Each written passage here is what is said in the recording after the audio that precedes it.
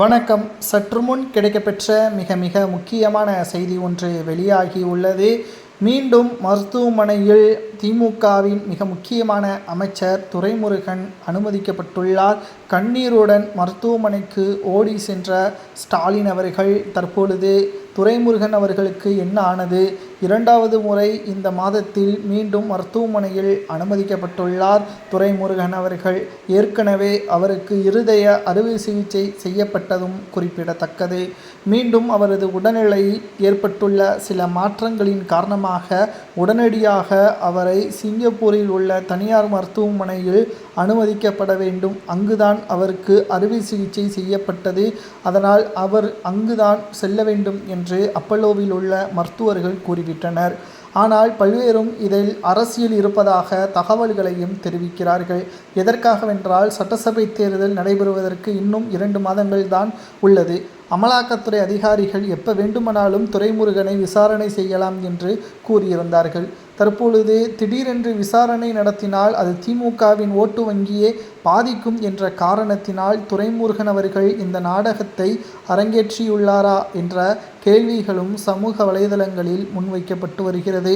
2026 சட்டசபை தேர்தலில் திமுக வெற்றி அடைந்துவிட்டால் எந்த பிரச்சனை வந்தாலும் பார்த்து கொள்ளலாம். ஆனால் அதற்கு முன்னால் வந்துவிட்டால் அது நிச்சயம் திமுகவின் ஓட்டு வங்கியே பாதிக்கும்.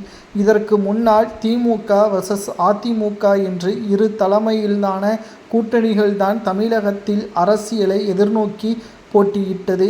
ஆனால் இப்பொழுது திமுக கூட்டணி, அதிமுக கூட்டணி, நாம் தமிழர், புதிதாக தமிழக வெற்றிக் கழகம் என்று 4 பக்கமும் அரசியல் பிரச்சாரங்கள் தீவிரமடைந்திருப்பதால் ஏற்கனவே திமுகவின் மீது மக்கள் கடுமையான கோபத்தில் இருக்கிறார்கள். இதனால் துரைமுருகனின் கைது நடவடிக்கையோ அல்லது விசாரணைக்காக டெல்லிக்கு அழைத்து சென்றாலோ அது திமுகவிற்கு பாதிப்பை ஏற்படுத்தும் என்ற காரணத்தினால் தற்பொழுது அமலாக்கத்துறை அதிகாரிகளிடம் சிக்காமல் இருப்பதற்காக மருத்துவமனையில் அனுமதிக்கப்பட்டுள்ளார் என்ற ஒரு தகவலும் பரவி வருகிறது. இது உண்மையா என்று பார்த்தால் நிச்சயமாக கிடையாது.